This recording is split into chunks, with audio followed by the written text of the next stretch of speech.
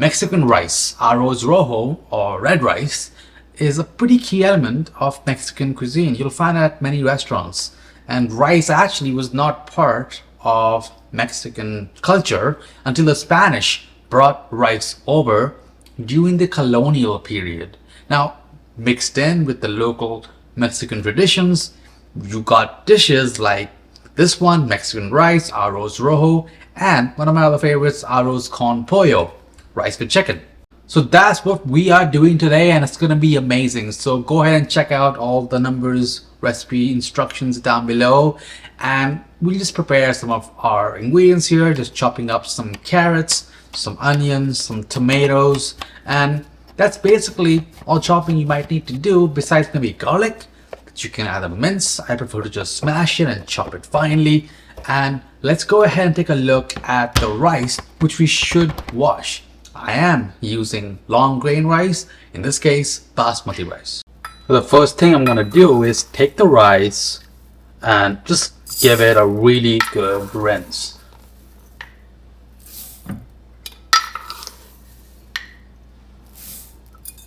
Now, rice has all sorts of impurities, and just washing it 3 to 4 times helps get those impurities out of the rice, which includes heavy metals, which are not good for you.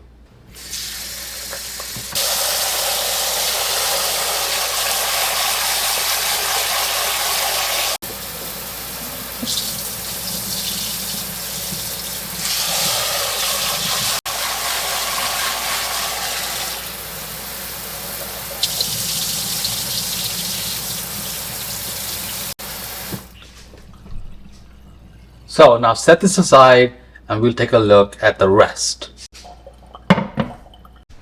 So I'm gonna grab a pan. Now once that pan is hot, go ahead and add about a tablespoon of olive oil and then add in your onions. You want to saute this until the onions have become kind of soft and translucent.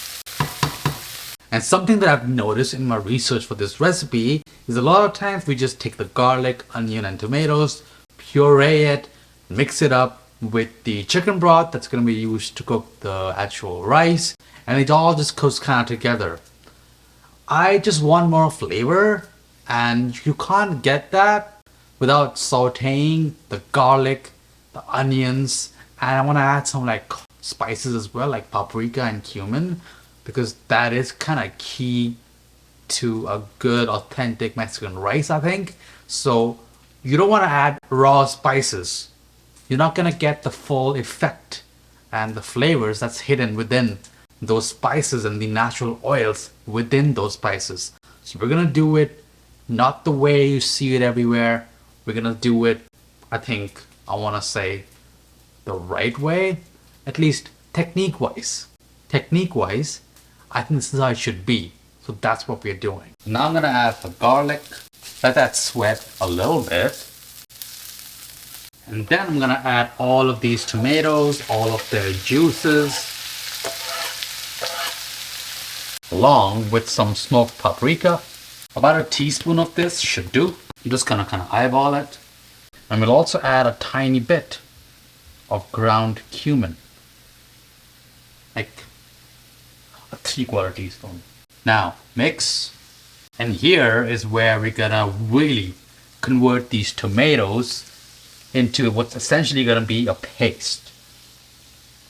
And it's all gonna be in the pan, all one pot. And that's gonna allow us to get that flavor that we already have in the onions, the garlic, and release all those flavors from the spices I said earlier. Those spices are gonna add so much when they've been cooked through. Just break up any chunks you see, but just the natural process of cooking tomatoes will be enough. We'll help it out by adding a bit of salt. And now we're getting very close to what I said earlier. It essentially is turning into a lovely paste.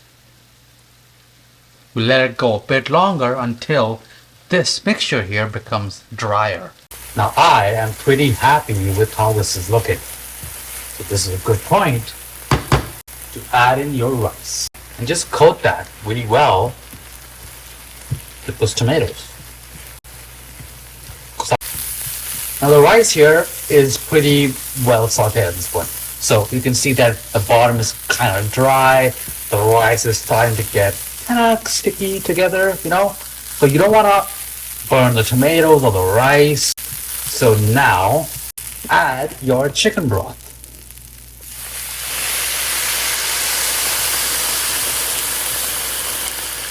I'm also going to add in the peas and the carrots at this stage, and then just let this come up to a boil, at which point, just like usual with rice, we lower the heat, cover it with a tight lid, and let the rice just cook. Let's have a quick peek. Nice.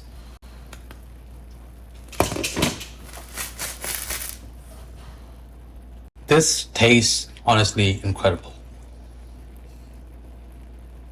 Now what you should do now, once it's cooked, those rice grains are perfectly tender, just set it off the heat. And then just take it off the heat. Don't eat it yet, don't serve it yet. Just let it sit in its steam and finish cooking. Now, back in my student days, the first time I ever encountered Spanish or Mexican, like that kind of type of rice, was from a packet of Uncle Ben's. And the packet made it seem like the best dish ever. I had never had Uncle Ben's before at that time, so I tried it. And it was so bad that I don't even think I could finish that bag.